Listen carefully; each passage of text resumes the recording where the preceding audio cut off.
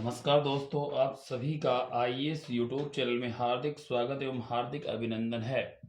प्यारे दोस्तों, आज हम इस यूट्यूब चैनल के माध्यम से जो आज नया जो वीडियो बन रहा है वो वीडियो हमारे राष्ट्रपति के विशेषताओं के बारे में बनाया जा रहा है। राष्ट्रपति की महत्वपूर्ण जानकारियां कौन कौन सी होती हैं। भारतीय संविधान के अनुसार संविधान में कौन कौन से अनुच्छेद राष्ट्रपति के लिए निहित किए गए हैं, इन सभी अनुच्छेदों के बारे में आज हम इस वीडियो के माध्यम से पढ़ेंगे कि हमारे भारतीय संविधान में राष्ट्रपति के लिए कौन कौन से अनुच्छेद निर्धारित किए गए हैं, अनुच्छेद निर्धारित शक्तियों का कौन कौन से किस प्रकार से बंटवारा किया गया है, सभी का इस वीडियो के माध्यम से हम जानकारी प्राप्त करेंगे। तो देखिए प्यारे विद्यार्थियों, राष्ट्रपति का सबसे जो पहला अनुच्छेद आता है अनुच्छेद 52। इसमें यह बताया गया है कि भारत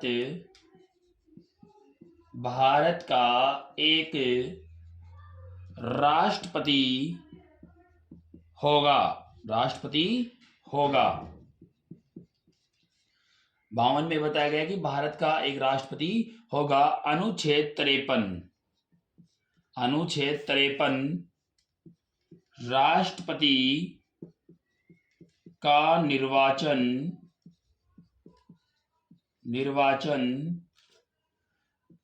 मंडल,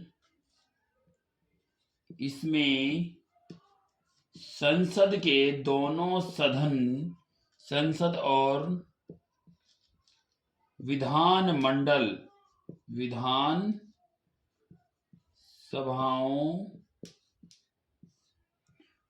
सभाओं के निर्वाचित सदस्य भाग लेंगे या लेते हैं।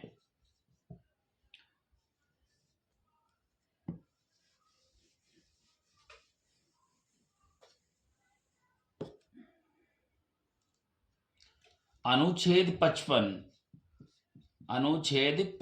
के अनुसार निर्वाचन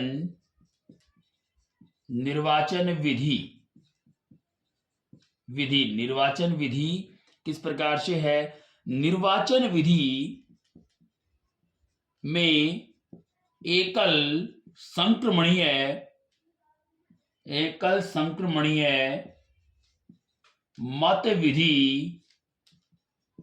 मत विधि के मत पद्धति भी बोल सकते हैं इसको, पद्धति के से होता है। इस विधि को इसे थॉमस हेयर ने दिया था, इसलिए इसे थॉमस मत पद्धति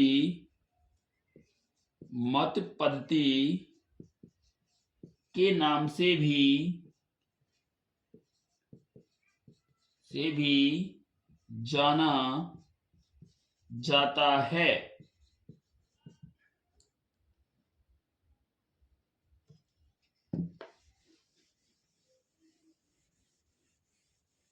अब अनुच्छेद 55 के बाद हमारा अगला अनुच्छेद आता है अनुच्छेद 56।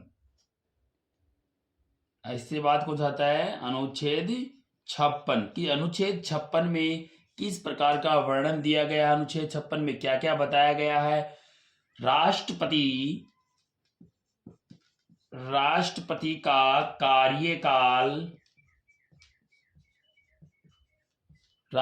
का कार्यकाल वह पद की अवधि कि राष्ट्रपति का कार्यकाल कितने वर्ष का होगा और उसकी अवधि कब से कब तक रहती है। ये राष्ट्रपति के जो कार्यकाल जो 5 वर्ष का निर्धारित किया जाता है, कार्यकाल 5 वर्ष का होता है।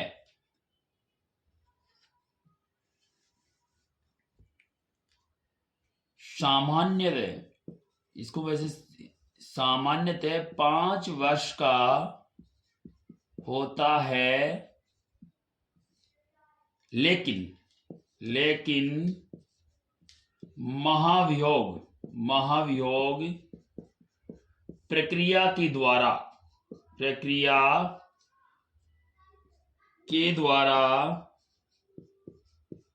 इसे समय से पूर्व समाप्त किया जा सकता है।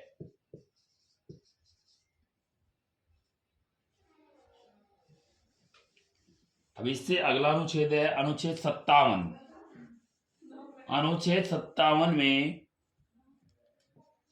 अनुच्छेद 57 में राष्ट्रपति के निर्वाचन की पद्धति के बारे में बताया गया है। अनुच्छेद 57 में राष्ट्रपति के निर्वाचन की पद्धति का वर्णन किया गया है कि राष्ट्रपति का निर्वाचन किस किस प्रकार से होता है, राष्ट्रपति के निर्वाचन में कौन कौन भाग लेते हैं। अनुच्छेद 58 में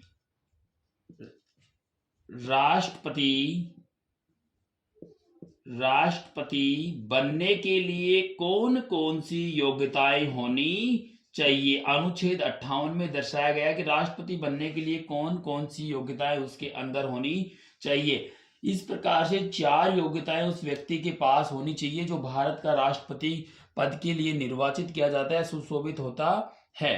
पहली है वह भारत का नागरिक होना चाहिए। दूसरी है उसकी आयु 35 वर्ष पूर्ण होनी चाहिए।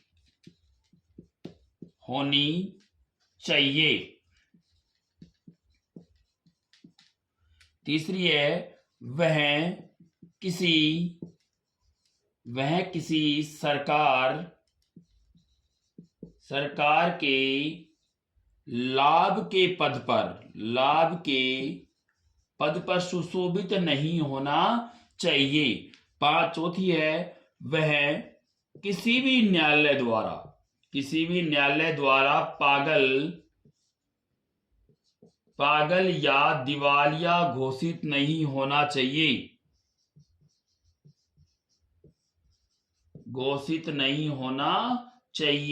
ये 4 योग्यताएं उस व्यक्ति के अंतर्गत होनी चाहिए जो भारत का राष्ट्रपति बनने योग्यता रखता हो, वही व्यक्ति भारत का राष्ट्रपति बनता है। चारों योग्यताएं उसके अंदर विद्यमान होनी चाहिए। पहली योग्यता है वह भारत का नागरिक होना चाहिए। दूसरी योग्यता है 35 वर्ष आयु पूर्ण होनी चाहिए। तीसरी है वह किसी भी के सरकार के अंतर्गत लाभ के पद पर सुशोभित नहीं होना चाहिए।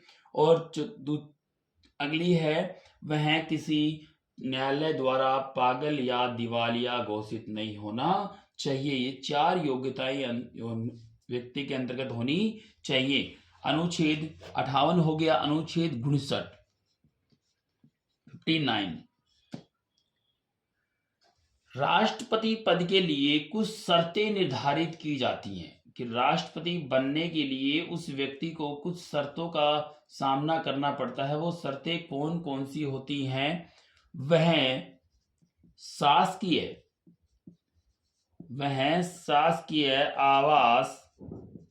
आवास का प्रयोग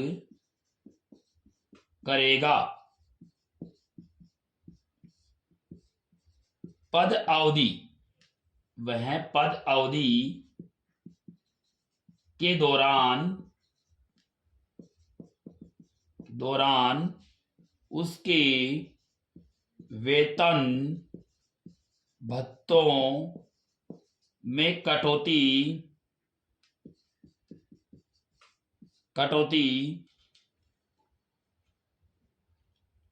संभव नहीं है, उसे वेतन भारत की संचित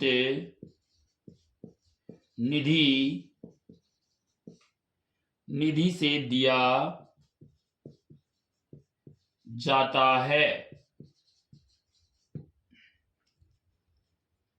ये पहली शर्त हो गई कि वह राजकीय आवास का प्रयोग करेगा, पद अवधि के दौरान उसके वेतन भत्तों में कटौती संभव नहीं है, उसे वेतन भारत की संचित विधि के द्वारा दिया जाता है। ये पहली शर्त है उसकी। जो सेकंड शर्त है वो देखिए, नोट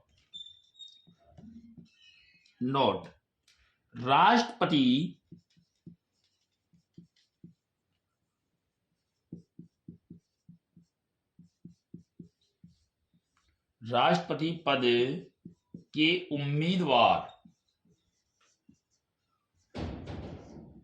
उम्मीदवार के लिए 50 प्रस्ताव 50 अनुमोदन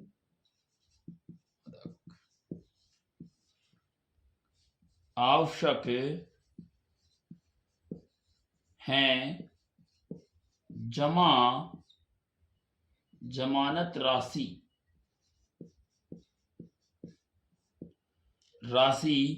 15,000 रुपए कुल वैध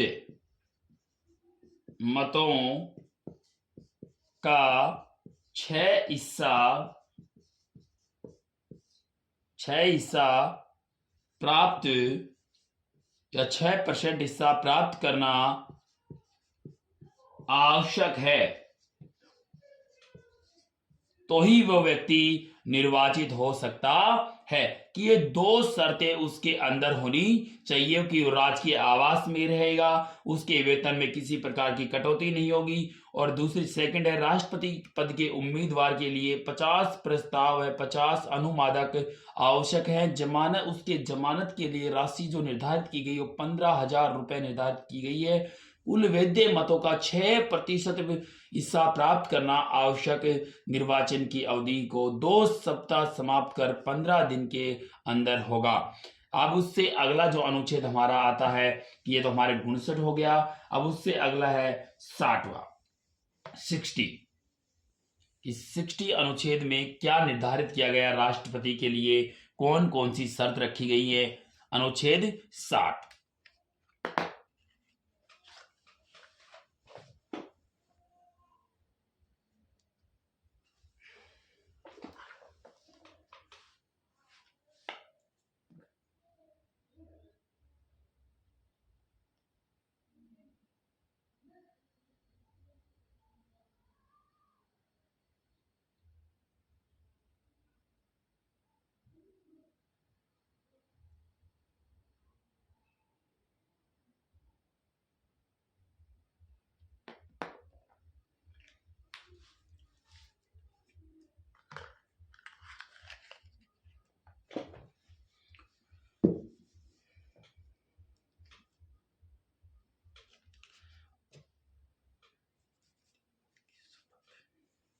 अनुच्छेद 60 में राष्ट्रपति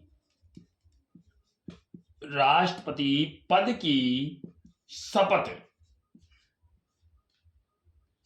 के बारे में बताया गया है कि राष्ट्रपति को कौन शपथ दिलाता है, उसकी शपथ कितनी प्रकार की होती है, शपथ किस प्रकार से दिलाई जाती है, और ये शपथ किन लोगों के सामने दिलाई जाती है, और शपथ होती क्या है। ये देखिए, राष्ट्रपति को जो शपथ दिलाता है वो सर्वोच्च न्यायालय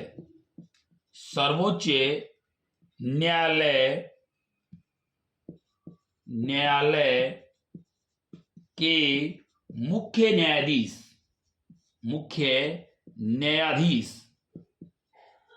न्यायाधीश अनुपस्थिति में वरिष्ठ वरिष्ठ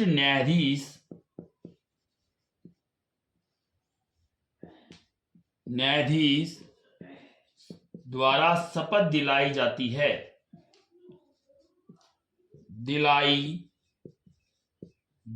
है कि सबसे पहले तो राष्ट्रपति को अनुच्छेद 60 में राष्ट्रपति को शपथ केवल सर्वोच्च न्यायालय का मुख्य न्यायाधीश दिलाता है, लेकिन अगर किसी कारणवश उसका पद सुशोभित नहीं है, पद पर आसीन नहीं है उपराष्ट्र सर्वोच्च न्यायालय का मुख्य न्यायाधीश, तो उसकी अनुपस्थिति में, उसकी गैर मौजूदगी में सर्वोच्च न्यायालय का वरिष्ठ न्यायाधीश भी उसको शपथ दिला सकता है, राष्ट्रपति को शपथ दिला सकता है। उसके बाद में अनुच्छेद 61 में 60 हो गया, 60 के बाद 61 जो 61 अनुच्छेद आता है, इसमें महाभियोग प्रक्रिया के बारे में बताया गया कि महाभियोग प्रक्रिया किस प्रकार से होती है, महाभियोग प्रक्रिया में क्या क्या लागू किया जाता है।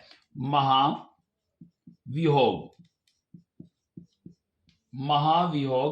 प्रक्रिया महाभियोग प्रक्रिया में 1/4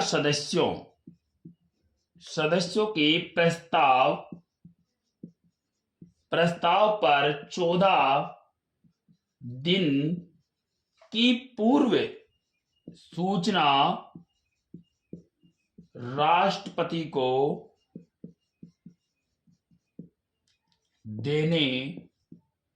देनी होगी। ऐसा प्रस्ताव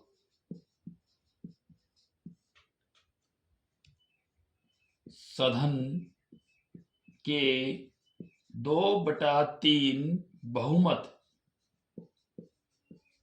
बहुमत से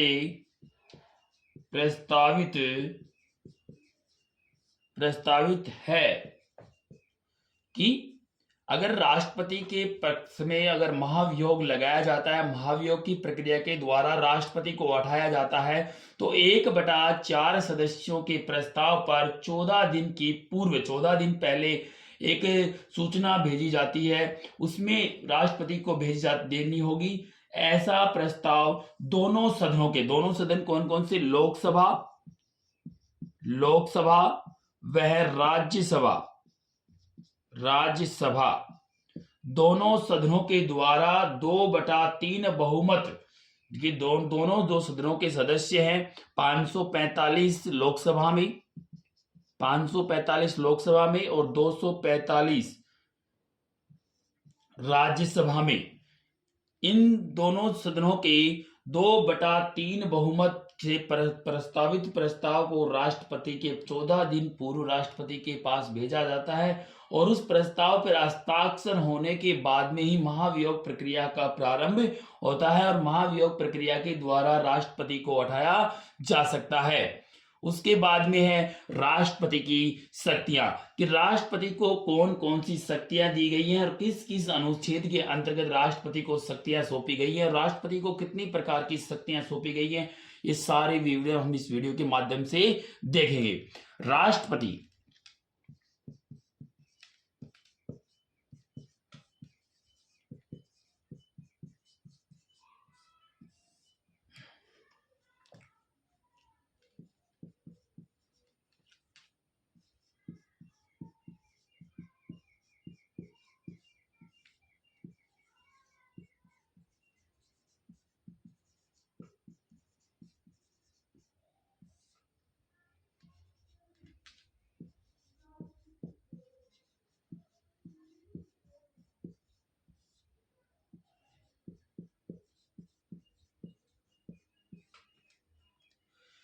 राष्ट्रपति की शक्तियां व्यवस्थापिका के अंतर्गत आती हैं या शक्तियां निर्धारित की गई हैं। पहली जो शक्ति है, 1 नंबर शक्ति है अनुच्छेद 79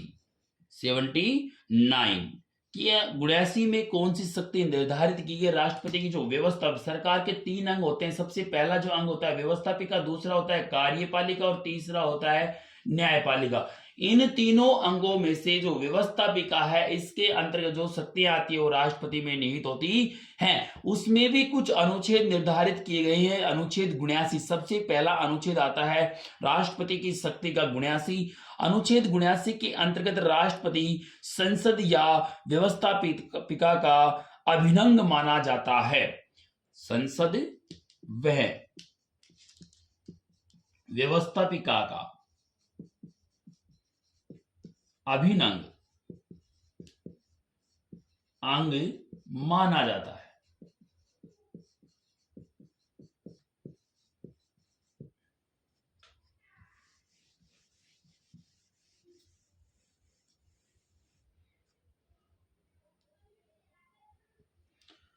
अनुच्छेद 80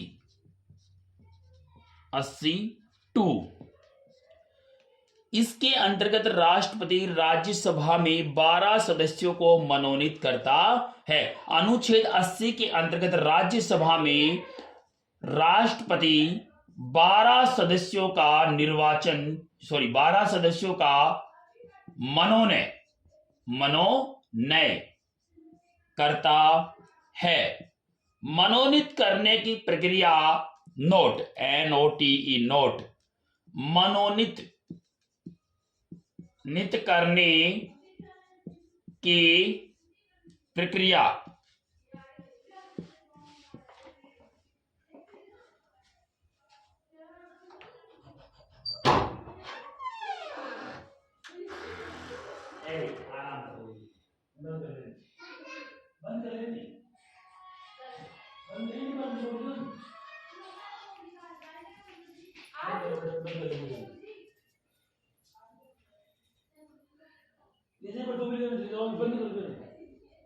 बंद कर ले, कोई आवाज नहीं, बोलो बंद से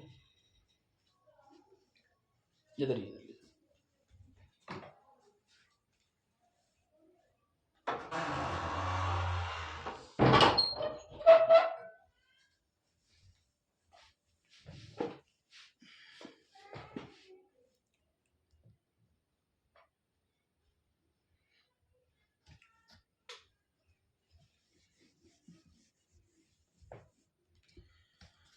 कि अनुच्छेद 80 में जो मनोनीत करने की जो प्रक्रिया है, राष्ट्रपति जो राज्यसभा में 12 सदस्य मनोनीत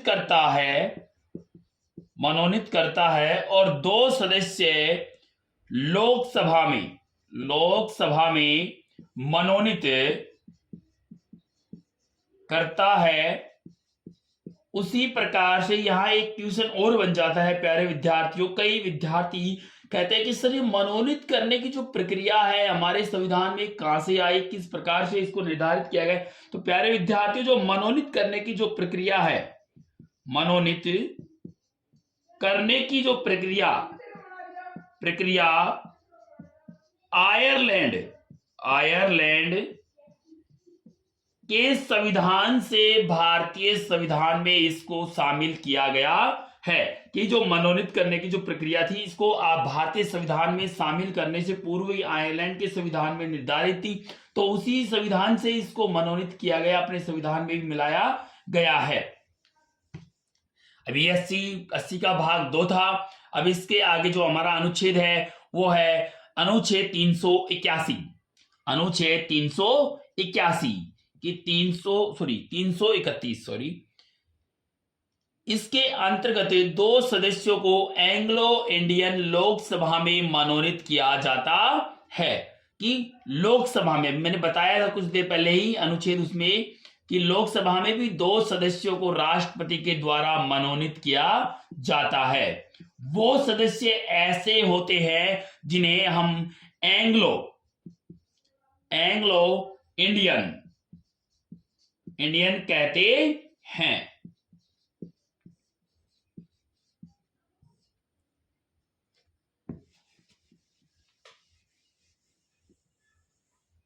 उसके बाद है हमारा अनुच्छेद 85। अनुच्छेद 85 में राष्ट्रपति पद, अनुच्छेद 85 में राष्ट्रपति संसद का शस्त्रवासन और भंग करने का अधिकार रखता है। कि दोनों सदनों के द्वारा जो संसद बनती है, कि राष्ट्रपति को ही अधिकार दिया जाता है अधिकार दिया जाता है कि संसद को भंग करने का अधिकार प्राप्त है। अब राष्ट्रपति उसका शस्त्र बुलाता है, कौन कौन से 6 महीने में या 12 महीने में या 8 महीने में शस्त्र उसको बुलाता है। बुलाने के ऊपर का राष्ट्रपति को यह अधिकार दिया जाता है कि उसको भंग भी कर सकता है। लेकिन वर्तमान में अभी तक वर्तमान में भारतीय जो संसद है वो 9 बार भंग हो चुकी है। इसे 9 बार भंग किया जा चुका है। उसके बाद है अनुच्छेद 86 प्रत्येक सत्र के प्रारंभ तथा नवगठित लोकसभा का पहला सत्र तथा संयुक्त अधिवेशन या भाषण कहलाता है। उसके बाद है 87 में है संसद का प्रत्येक वर्ष प्रथम स्तरीय राष्ट्रपति अभिभाषण करता है। इसका भाषण मंत्रिमंडल द्वारा तैयार किया जाता है। मंडल द्वारा तैयार किया जाता है भाषण। उसके बाद है 99वां संविधान संशोधन। इस संविधान संशोधन के अंतर्गत जो अनुच्छेद 99 है, इसके अंतर्गत राष्ट्रपति प्रोटेम स्पीकर या अस्थायी अध्यक्ष की नियुक्ति करता है कि राष्ट्रपति एक क्या करता है, स्पीकर की व्यवस्था भी करता है, जो अस्थायी रूप से अध्यक्ष भी बनाया जाता है। और उसके राष्ट्रपति 99 अनुच्छेद में निर्धारित किया गया है कि स्पीकर को मनोनीत किया जाता है। राष्ट्रपति की गैर मौजूदगी में वो सदन का अध्यक्ष भी कहलाता है। और वर्तमान में हमारी जो भारतीय संसद वर्तमान में है, इसके अध्यक्ष हैं श्री ओम बिरला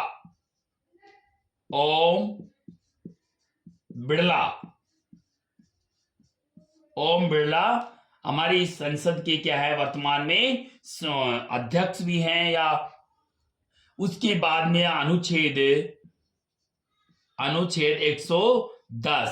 110 है धन विधेयक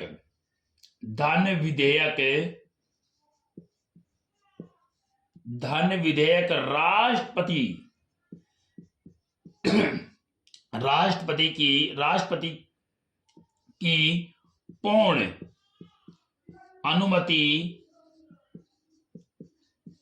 अनुमति से लोकसभा में रखा जाता है एवं इसे लोकसभा अध्यक्ष प्रमाणित करता है कि अनुच्छेद 110 में धन विधेयक राष्ट्रपति की अनुमति के द्वारा ही लोकसभा में रखा जाता है और अध्यक्ष की अनुमति के द्वारा ही इसे लोकसभा में प्रमाणित किया जाता है। इसके बाद हमारा अनुच्छेद आता है 108। संसद या सदन के संयुक्त अधिवेशन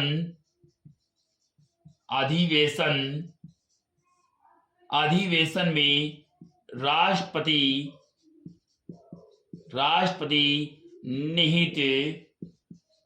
निहित होता है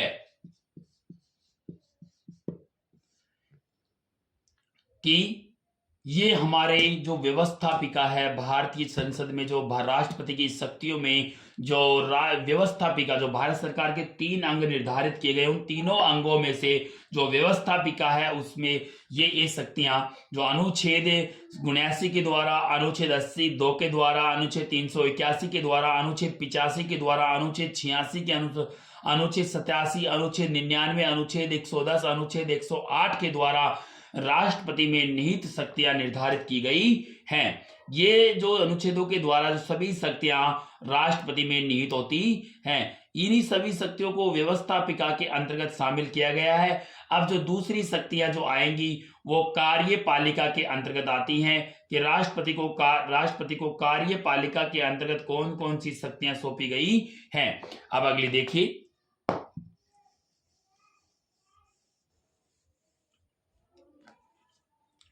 कार्यपालिका। कार्यपालिका संबंधी शक्तियां। कार्यपालिका संबंधी शक्तियां। अब कार्यपालिका में कौन कौन सी शक्तियां किस अनुच्छेद के अंतर्गत है प्यारे विद्यार्थियों? अनुच्छेद 53। सबसे पहला अनुच्छेद आता है कार्यपालिका। अनुच्छेद 53 के अनुसार राष्ट्रपति को शक्ति निर्धारित की गई है। संघ की कार्यपालिका शक्ति राष्ट्रपति में निहित होगी कि संघ की प्रत्येक शक्ति राष्ट्रपति में निहित होंगी। अनुच्छेद 75 प्रधानमंत्री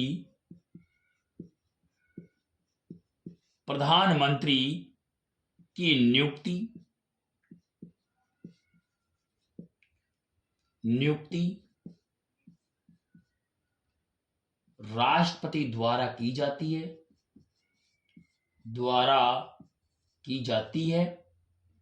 अनुच्छेद 76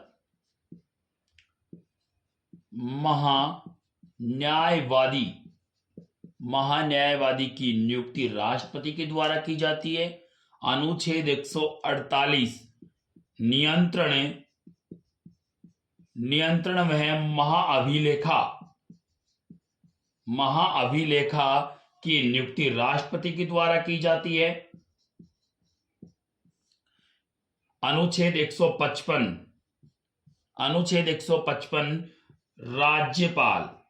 राज्यपाल की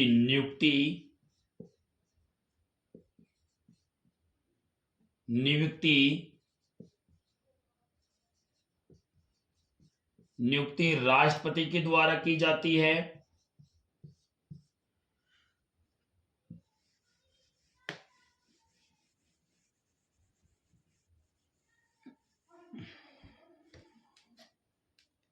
अनुच्छेद 280 राष्ट्रपति वित्तीय आयोग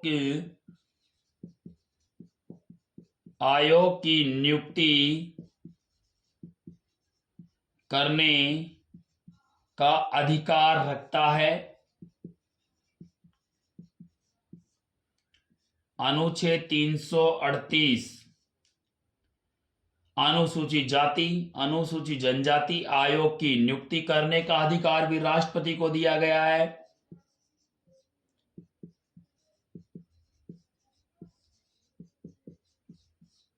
अनुसूचित जाति जनजाति का अधिकार भी राष्ट्रपति को नियुक्त करने का अधिकार दिया गया है।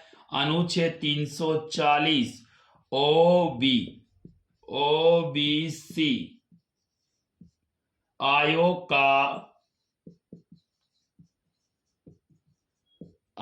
का अधिकार नियुक्त करने के लिए राष्ट्रपति को दिया गया है। कि कार्यपालिका के अंतर्गत जो राष्ट्रपति को जो शक्तियां सौंपी जाती हैं वो शक्तियां किस किस प्रकार से सौंपी जाती है। जो पहली थी व्यवस्थापिका के अंदर राष्ट्रपति को शक्तियां सौंपी गई थी, उसके आगे हमारी जो कार्यपालिका है उसके अंतर्गत भी राष्ट्रपति को कुछ शक्तियां सौंपी जाती हैं।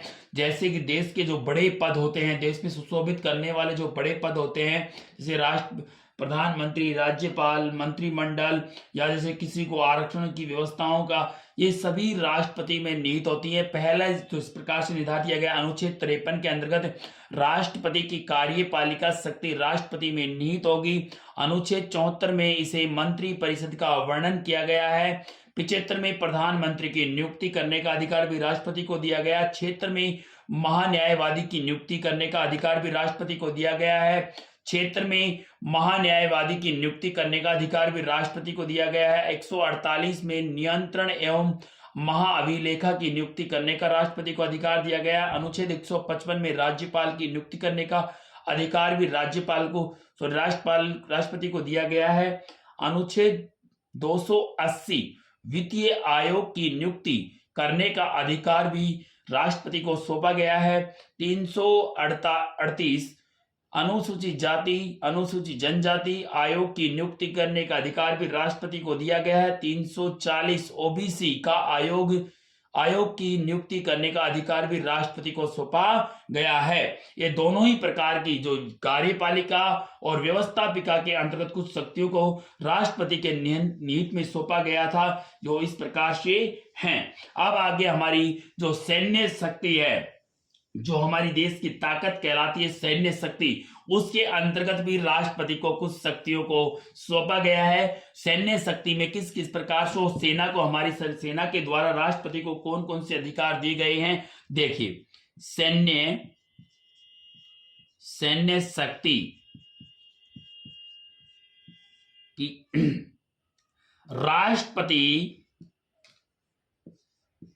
राष्ट्रपति सेना का सर्वोच्च कमांडर होता है, या तीनों सेनाओं का भी क्या होता है, प्रमुख, या कमांडर भी बोल सकते हैं आप, या प्रमुख भी बोल सकते हैं। तीनों सेना कौन कौन सी प्यारे विद्यार्थियों, जल थल वायु, तीनों सेनाओं का प्रमुख भी राष्ट्रपति को कहा जाता है।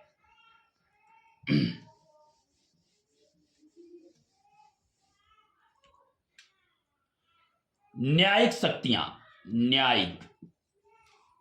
पहली शक्ति आती है इसमें न्यायिक शक्ति। न्यायिक शक्ति में अनुच्छेद 124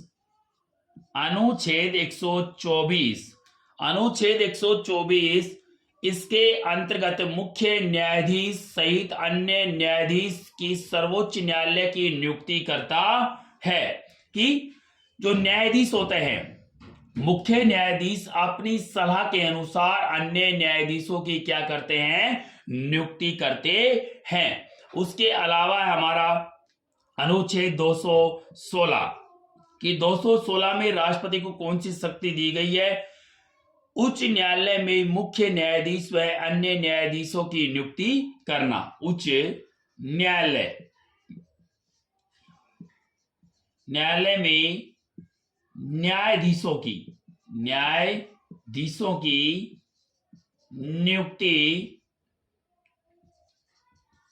नियुक्ति करना। फिर है हमारा अनुच्छेद 72 राष्ट्रपति की माफी प्रदान करने का अधिकार। राष्ट्रपति मृत्यु दंड को माफ करने का एवं सजा की अवधि को बदल सकता है, प्रकृति में परिवर्तन कर सकता है। कि अनुच्छेद 72 के अनुसार अगर राष्ट्रपति को लगता है कि ये व्यक्ति निर्दोष है तो राष्ट्रपति उसकी सजा में भी कम कर सकता है, उसको मृत्यु दंड दिया गया है उसको भी माफ कर सकता है, या उसकी किसी भी प्रकार की सजा की अवधि को भी कम कर सकता है। अनुच्छेद 123 राष्ट्रपति अध्यादेश जारी कर सकता है। अध्यादेश भी राष्ट्रपति के द्वारा जारी किया जाता है। अनुच्छेद 123 23 के अनुसार यह अधिकार भी राष्ट्रपति को दिया गया, यह शक्ति भी राष्ट्रपति को निहित की गई है। उसके प्यारे विद्यार्थियों, हमारी जो अगली जो शक्तियां आती है राष्ट्रपति में निहित है, जो राष्ट्रपति की आपातकालीन शक्तियां, राष्ट्रपति की आपातकालीन शक्तियां, आपातकालीन शक्तियां कि राष्ट्रपति में आपातकाल की कौन कौन सी शक्तियों का निहित किया गया है। भाग 18 या अनुच्छेद, राष्ट्रीय आपातकाल का प्रावधान, राष्ट्रीय आपातकाल का प्रावधान कि राष्ट्र आपातकाल का प्रावधान निर्धारित किया गया है। कारण कि किस किस कारण से कर सकता है राष्ट्र आपातकाल की घोषणा राष्ट्रपति, किन किन कारणों से कर सकता है। तो देखिए, युद्ध जैसा वातावरण, आंतरिक अशांति, सशस्त्र विद्रोह, ये सभी युद्ध जैसा वातावरण बनना, अशांति फैलना, आंतरिक सशस्त्र विद्रोह फैलना, इन सभी कारणों से राष्ट्रपति आपातकाल की घोषणा कर सकता है। उसके बाद प्यारे विद्यार्थियों, सिफारिश, मंत्रिपरिषद की लिखित सिफारिश किस प्रकार से राष्ट्रपति को निहित की जाती है। एक माह में संसद के 2/3 बहुमत से प्रेरित होना या एक बार में 6 माह के लिए लगाना, कि एक महासत्र के दौरान 1/3 बहुमत का होना जरूरी है, या एक बार में राष्ट्रपति 6 महीने के लिए लगा सकता है। उसके बाद हमारा जो अगला है, अक्टूबर 1962 में चीन से युद्ध, 1962 भारत चीन का युद्ध। दिसंबर 1971 में भारत पाकिस्तान का दूसरा युद्ध, वीवी गिरी राष्ट्रपति थे उस समय। 1972 में भारत पाकिस्तान का दूसरा युद्ध हुआ, और उस समय भारत के जो राष्ट्रपति थे, भारत के राष्ट्रपति वीवी गिरी थे। 3 जुलाई 1972 को आंतरिक आपातकाल इंदिरा गांधी ने लगाया, जो 1977 तक चला। अनुच्छेद 356,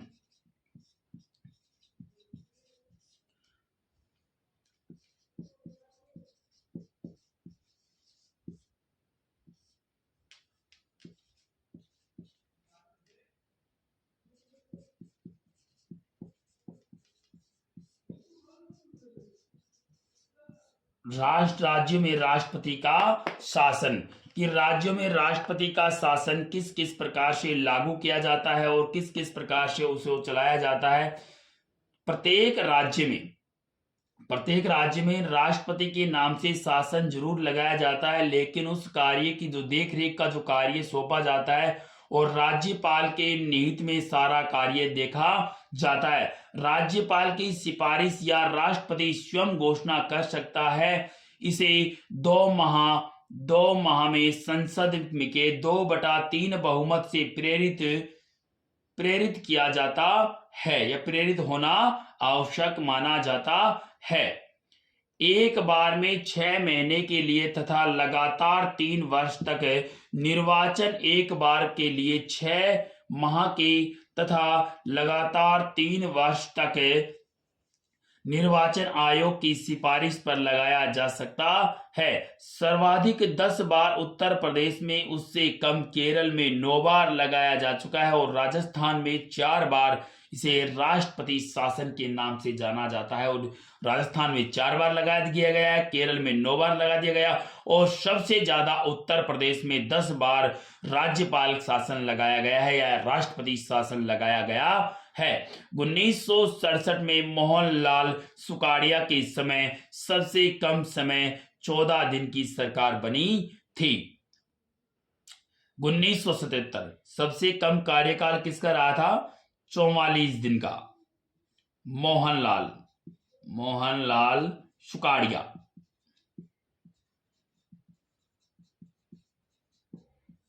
फिर है 1977 में भैरव सिंह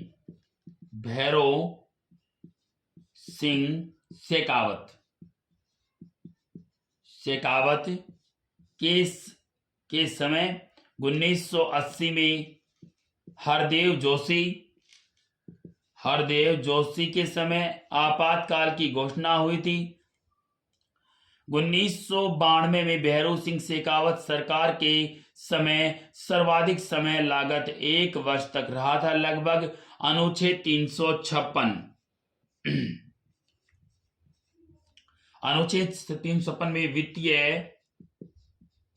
वित्तीय आपातकाल भारत में अभी तक प्रयोग नहीं किया गया है कि वित्तीय आपातकाल भारत में अभी तक किसी भी शासन के द्वारा लागू नहीं किया गया, किसी भी सरकार के अंतर्गत लागू नहीं किया गया है। अब तक के राष्ट्रपति, अब पढ़ेंगे अब तक के राष्ट्रपति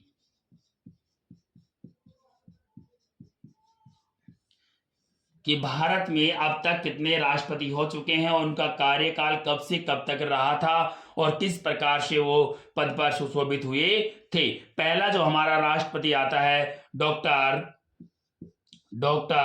राजेंद्र प्रसाद।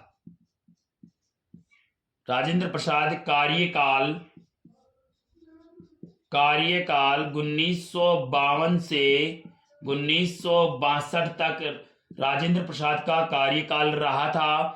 पहला मनोनीत तथा निर्वाचित राष्ट्रपति, 3 बार राष्ट्रपति पद की शपथ सर्वाधिक लेने वाला राष्ट्रपति कहलाता है कि डॉक्टर राजेंद्र प्रसाद भारत के पहले राष्ट्रपति थे और 1952 से लेकर 1962 तक के राष्ट्रपति पद पर सुशोभित रहे थे और सबसे ज्यादा बार बनने वाले राष्ट्रपति भी कहलाते हैं। उसके बाद 2 नंबर पे हमारे राष्ट्रपति आते हैं सर्वपल्ली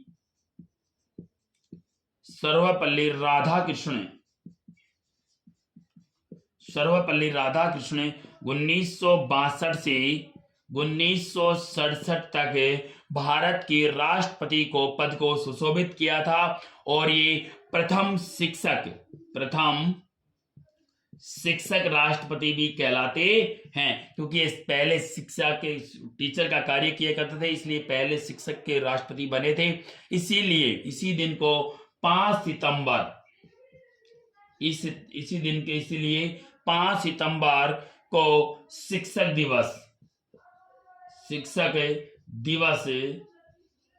दिवस मनाया जाता है।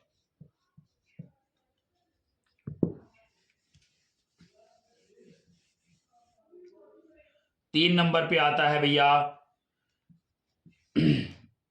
जाकिर हुसैन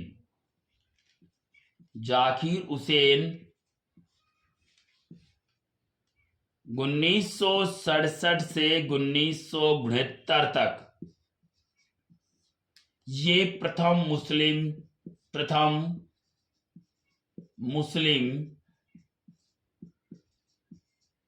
मुस्लिम राष्ट्रपति थे। सबसे कम कार्यकाल करने वाले राष्ट्रपति भी थे। कार्यवाहक राष्ट्रपति वीवी गिरी पुनः कार्यवाहक राष्ट्रपति एवं बने। अब नंबर 4 पे वीवी गिरी। 4 नंबर में हमारे राष्ट्रपति आते हैं वीवी गिरी। 1972 से 74 तक 1974 तक वीवी गिरी हमारे भारत के राष्ट्रपति रहे। और 5वें नंबर पे आते हैं भैया फरुखुद्दीन अली अहमद, जिनका कार्यकाल 1974 से 1977 तक रहा था।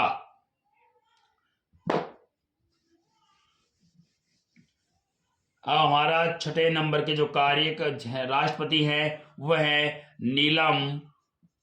नीलम संजीव रेड्डी।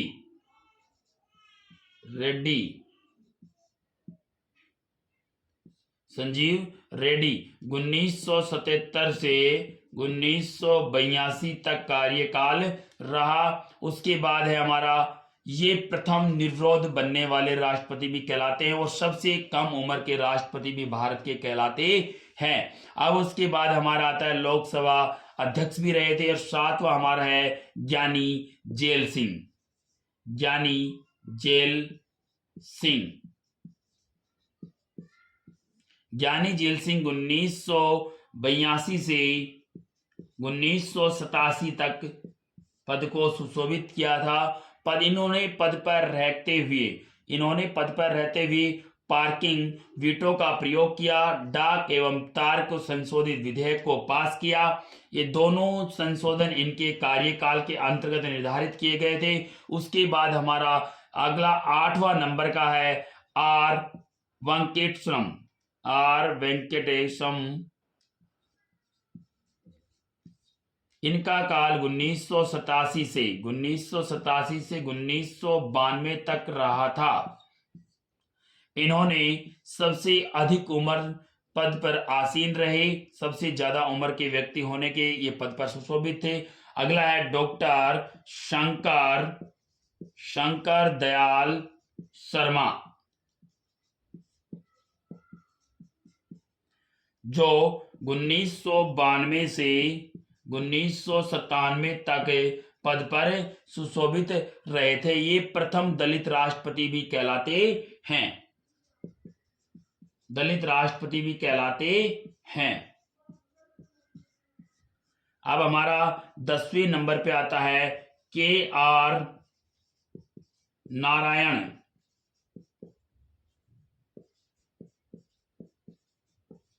के.आर.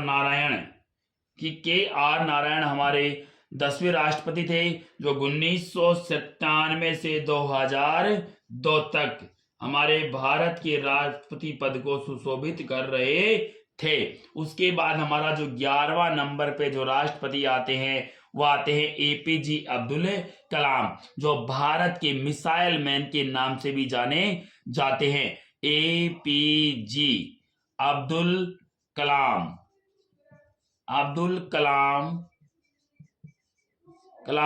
जिसे भारत में मिसाइल मैन के नाम से भी जाना जाता है। ये 2002 से 2007 तक भारत के राष्ट्रपति पद की शोभा बढ़ाए थे और प्रथम वैज्ञानिक राष्ट्रपति भी कहलाते हैं। और इन्होंने मिसाइल मैन ऑफ इंडिया के अग्निवीर की उठान पुस्तक विजन 2020 का नारा दिया। बनने से पूर्व भारत रत्न प्राप्त था। और अब 12वां जो राष्ट्रपति है वो है प्रतिभा पाटिल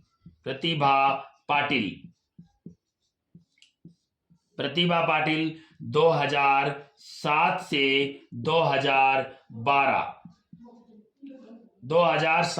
2012 तक भारत की राष्ट्रपति पद को सुशोभित किया था। राजस्थान की प्रथम महिला राज्यपाल भी रही थी प्रतिभा पाटिल। राजस्थान की प्रथम महिला राज्यपाल भी थी और प्रथम महिला राष्ट्रपति भी थी। और अमेरिका के साथ 123वां समझौता भी किया था। अब 13वां है प्रणब मुखर्जी।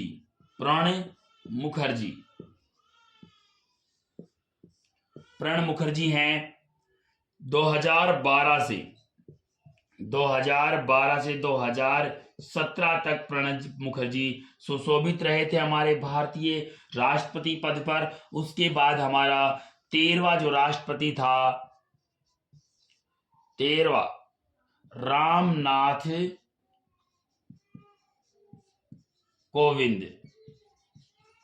रामनाथ कोविंद 25 जुलाई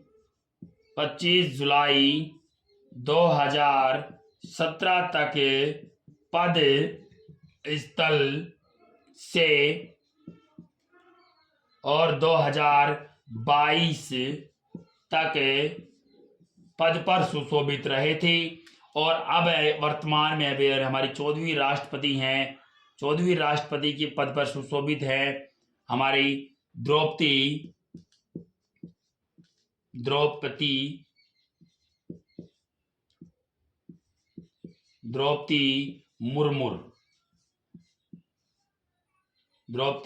मुर्मू भारत की वर्तमान राष्ट्रपति हैं, जिन्होंने अपना कार्यकाल 25 जुलाई 2022 को ग्रहण किया या शपथ ली। अब वर्तमान में राष्ट्रपति पद पर सुशोभित हैं श्रीमती द्रौपदी मुर्मू, जो पहले राज्यपाल के पद पर सुशोभित थी। और ये एक आदिवासी प्रथम महिला के पद पर सुशोभित हुई हैं, प्रथम राष्ट्रपति बनी हैं आदिवासी महिला। और इनसे पहले ये झारखंड की राज्यपाल पद पर भी सुशोभित थी। प्यारे विद्यार्थियों, ये राष्ट्रपति का टॉपिक था संपूर्ण भारत राष्ट्रपति की संपूर्ण शक्तियों का इस वीडियो के अंतर्गत निर्धारित की गई है। कौन कौन सी शक्तियां किस किस अनुच्छेद के अंतर्गत निर्धारित की गई है और इन शक्तियों का प्रयोग कहां कहां पर किया जाता है, इन सभी शक्तियां इस वीडियो के माध्यम से बताई गई हैं। वीडियो को लाइक करना, शेयर करना और कमेंट बॉक्स में किसी प्रकार की अगर वीडियो में कमी हो तो कमेंट बॉक्स में लिखकर हमें अवश्य बताएं, जिससे हमारे आगे आने वाले वीडियो में और सुविधाओं या सुधार किया जाए। जो IAS एकेडमी हमीरपुर